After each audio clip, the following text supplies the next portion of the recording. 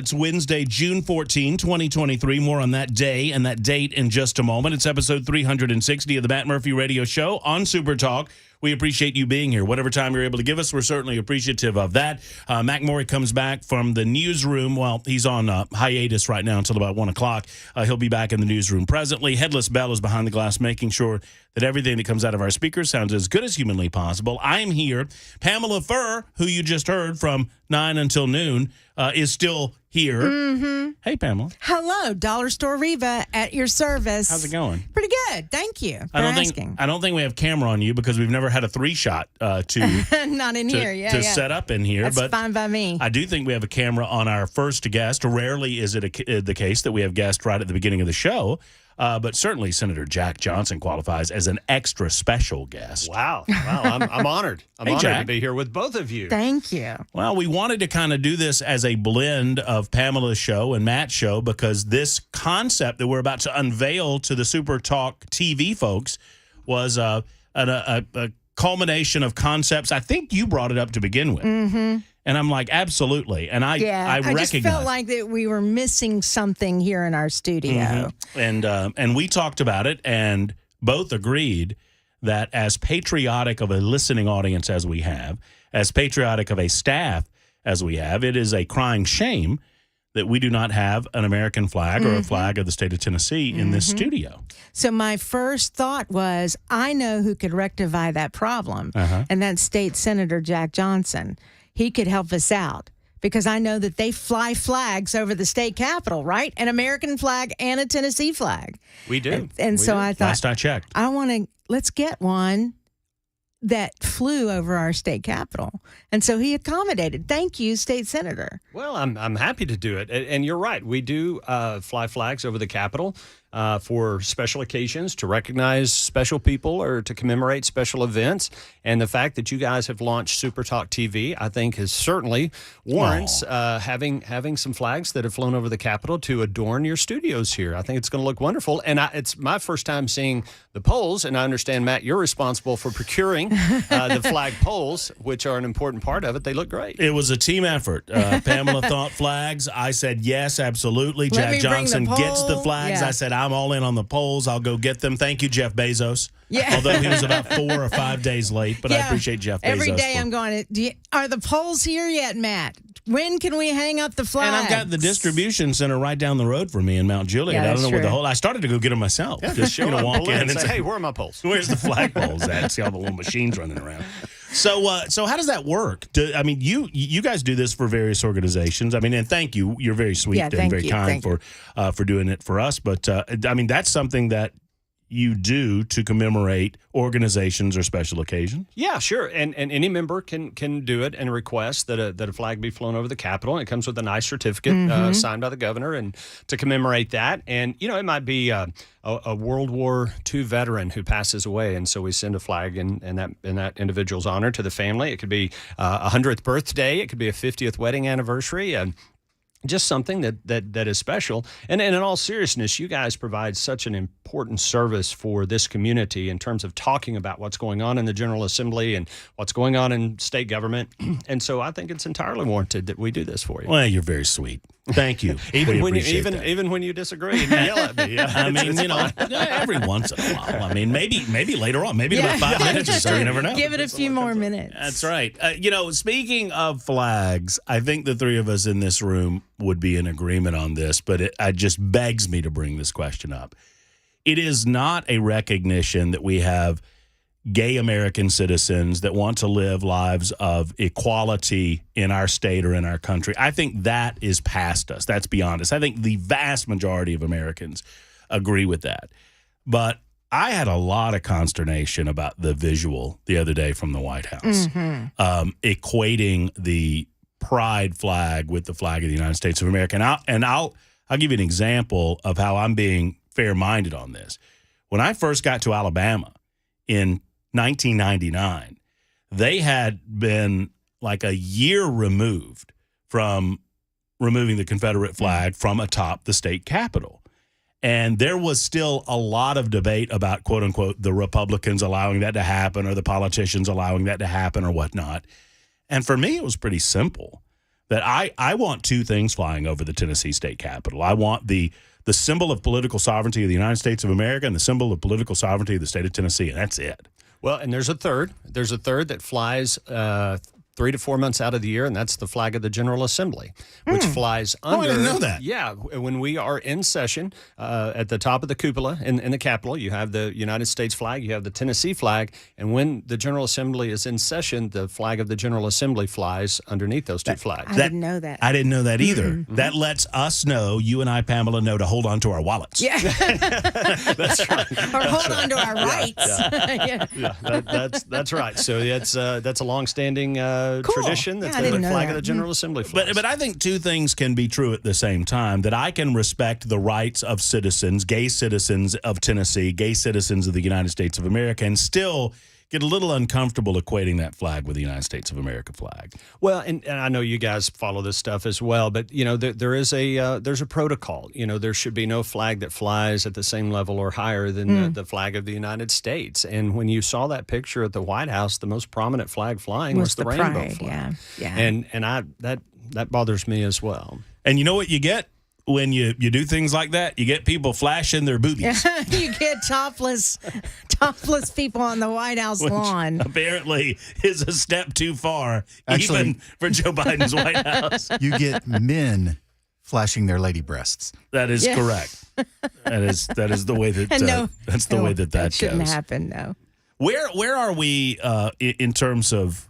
I mean, is the Attorney General handling? Speaking of Pride Month and the fact that there was a lawsuit in Memphis, the judge ruled in an interesting fashion regarding what I thought was a carefully crafted law, SB 3 by the General Assembly. Any status report on that? Just that the Attorney General has indicated that they do intend to appeal. I believe the statement said at the appropriate time, and obviously there's a lot of legal research and analysis of the judge's opinion. I agree with you. I think it was a terribly flawed decision, and interestingly, not a legal scholar, but when you read the opinion, what he was actually having issue with is language that's been on the books since 1968 in terms of the definition of what is harmful to a minor. That's what we use to be the trigger in terms of what would be unlawful, what has been in statute for many years specifying what is harmful to a minor. And he said that's too broad and that's unacceptable. It wasn't really the law we passed. It has to do with what's been on the books since 1968. So in passing this law, you utilized language from the books. Yep, 1968. 1968? Yep. There was a famous Supreme Court case, and forgive me, I believe it was the Miller case, and where the Supreme Court issued guidance in terms of relative to obscenity, what they consider to be harmful to a minor, and it's language, and it gets a little graphic in there, and so most states adopted that around that time and incorporated it into their state statute to say if you're doing this in front of a child, it is unlawful because it is deemed harmful to a minor. And as we've all talked about ad nauseum, that was the problem. But I think the Supreme Court was attempting to recognize that New York City is different than Nashville, Tennessee. Nashville, Tennessee is different than, Huntsville, Alabama. I mean, the communities ought to have a say in dictating what they regard as obscene, right? What rises to the level of artistic expression versus quote-unquote obscenity. Right, exactly. And it was very thoughtful and reasonable and has not been challenged. To my knowledge, it's not been challenged since the Supreme Court issued that language. And states have used it as a way to define standards relative to what's appropriate to take place in front of kids. And as we've also discussed, the bill, which got dubbed a drag bill, it's not a drag bill. It's an adult-themed entertainment in front of kids bill.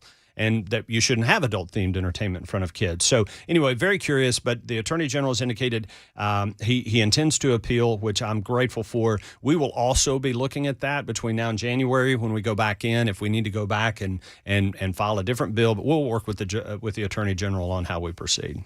Well, we appreciate your flags. I appreciate you being here. Pamela, thank you for sticking in. Sure. And sticking around, because I wanted to thank you for the conceptual idea of getting us flags in this corner, and we're going to do it. We'll do it during the break, and we'll eventually unveil it on this Flag Day. Yes, it is Flag Day, and it's a very, very special day. Very appropriate time. I also, in anticipation of your appearance here, knowing that we were going to try to cover a few lighter issues, not some of the heavy stuff that you guys deal with in the General Assembly, I pulled up the 15 oddest laws in the state of Tennessee. Oh, boy. Oh, boy. Gosh, look at There the are time. time. Yeah. Gotta go. Got things to do. I hope none of those were sponsored by a state senator from Williamson County. I was going to ask, do any of these associate back to his time in office? I'm not entirely sure. I don't know. Maybe. I'm just going to share some of them. I don't know if we can get to all of them, but some of them with you. Did you know that it is illegal to sell hollow logs in the state of Tennessee? I had no idea. Did you never know heard that? I did not, but I think that State Senator Jack Johnson should get on it to repeal that law. Mm-hmm. Supposedly, the reasoning behind this is that unscrupulous log dealers or people that deal with the wood might sell unsuspecting buyers wood that they claim is solid, that is in fact hollow. All right. This was passed in the mid-1800s. Did you know that carrying a skunk across state borders is a no-no in the state of Tennessee? How about that? Did not know that. No. It's apparently it involves introducing invasive species into the state. Huh. Very concerned about that. Did you know that the only animal that it is legal to shoot out of a moving car? Let me ask this in the form of a question. Would you like to guess what is the only animal that it is legal to shoot out of a moving car through the window is? Deer. I'm not making this up. And deer's a great guess. That is incorrect. Wait, are you saying you can shoot the animal with the gun from your car, or you're Correct. shooting the animal out of the car? No. You're not like Get out of my car.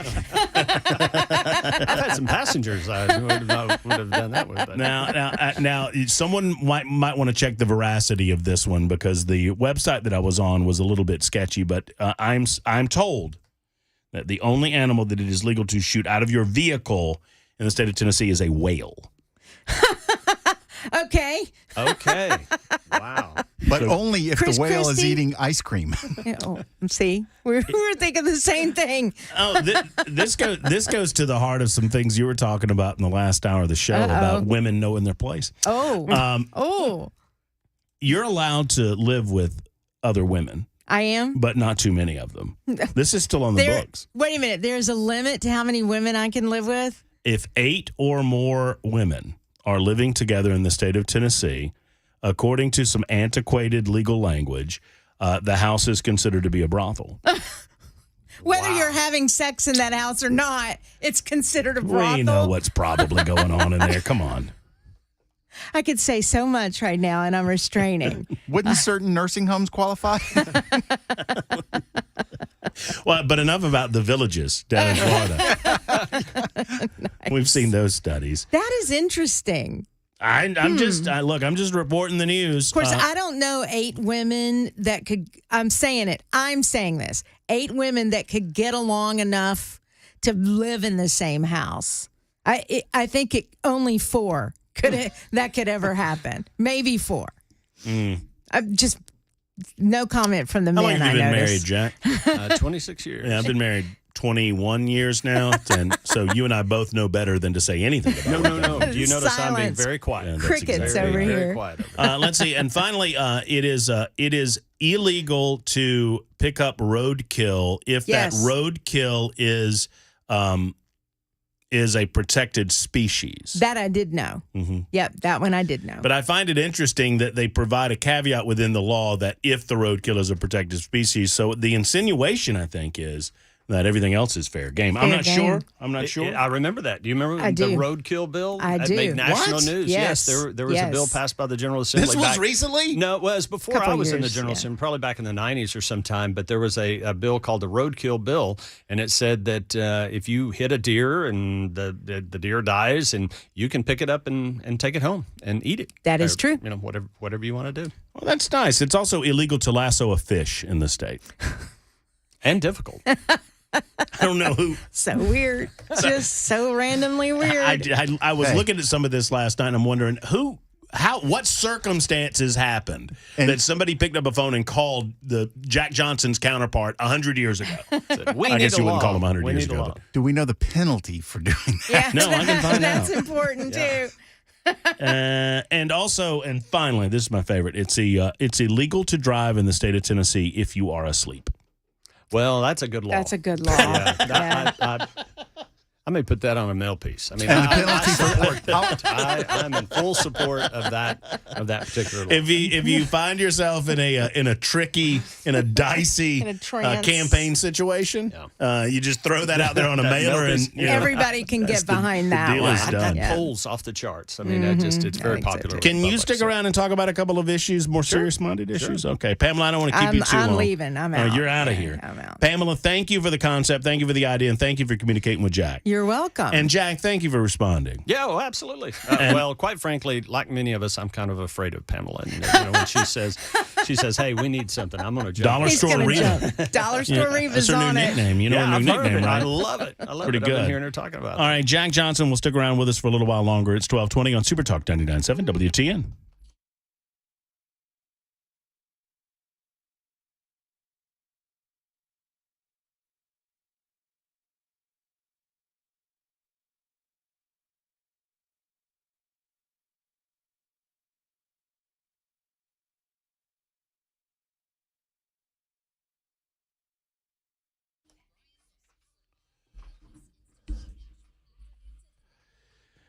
Hey, friends, it's Matt Murphy for Safe House. Mark at the Safe House wants you to know two things. One, that there is a huge Browning rebate going on, better than anything Mark has experienced, and he's been in the business for 30 years. So if you're thinking about a Browning safe, gun safe, or otherwise, it's time to get to the Safe House and do it. Also, at the end of the month, the sales tax-free nature of gun safes in the state, it goes away. So you can save hundreds right now on safes if you go this month, but at the end of the month, that is over, and sales tax collection will begin again. It is a fact that you need a gun safe if you have guns. And if you do not have one and you've been thinking about it, now's the time to save tremendous amounts of money with Mark at the Safe House. So go by and see, not just Browning, but Liberty, so many other brands, too many to mention, 650 odd safes that he has in stock at the Safe House. More than anyone in the country, more than anyone in the world. Go by and see him on 4th Avenue South or online, NashvilleSafehouse.com. That's NashvilleSafehouse.com.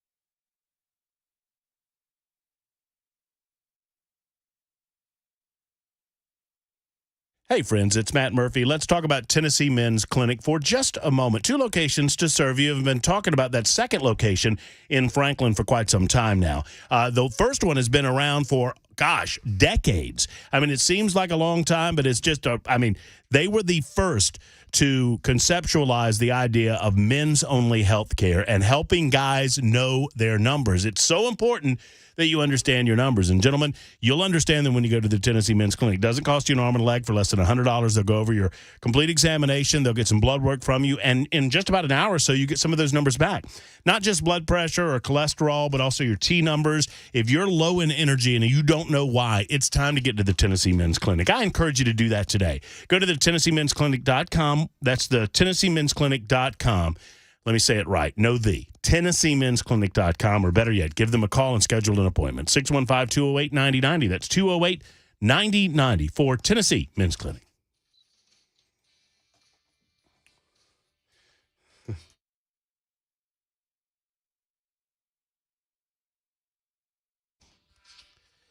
All right, Super Talk 99.7 WTN, the Matt Murphy Show in progress. Our good friend Senator Jack Johnson with us for a few more moments, thanking him for stopping by with some flags, an American flag and the flag of the state of Tennessee. They're not done, by the way, if you're watching on Talk TV. I've still got some dressing up to do, and I've got some attachments to make on the American flag, but they're off. They have not touched ground. Obviously, we're respecting our flags in that manner. And I thank you again, Jack, for stopping by and bringing them to us. They do. Great. I mean, it's going to be a great look back there. Let's talk about a few things that may or may not come your way over the course of the summer. I mean, it seems more parties on a daily basis are joining this lawsuit to prevent the manifesto or the writings of the shooter involved in the Covenant School from being made public. I understand why lawmakers like yourself would want every piece of available information in order to make any sort of informed decision about whatever the governor is asking that you do during a special session. Do you believe that the lawsuit and the fact that that is in court now could adjust the governor's thinking regarding the call for a special session? Well, I agree. You set it up exactly right. If we're going to contemplate public policy, and it's so complex. I know there's a lot of talk about guns and this and that, red flag laws, whatever. But what I do think that we can all agree on is that we have a mental health crisis in this country and in this state. And from what I know about the Covenant shooter, she was an individual who was desperately mentally ill.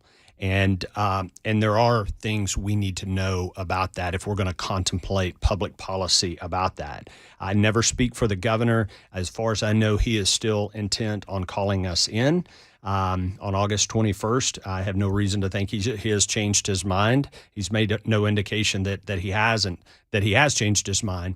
And so this confluence of things with the lawsuit and releasing the writings of the Covenant shooter, it is a very interesting time. Now, are there things that we can look at and consider relative to better delivery of mental health services without knowing what was in these writings? Perhaps, but in order to have a full picture and be able to really do a deep dive into the best public policy relative to getting people who are mentally ill the treatment they need, getting them off the streets if necessary, it would certainly be helpful if we knew what was in there. You know, it took me a minute to get to this spot, but yesterday I had Aaron Goldbranson from Tennessee Faith and Freedom Coalition.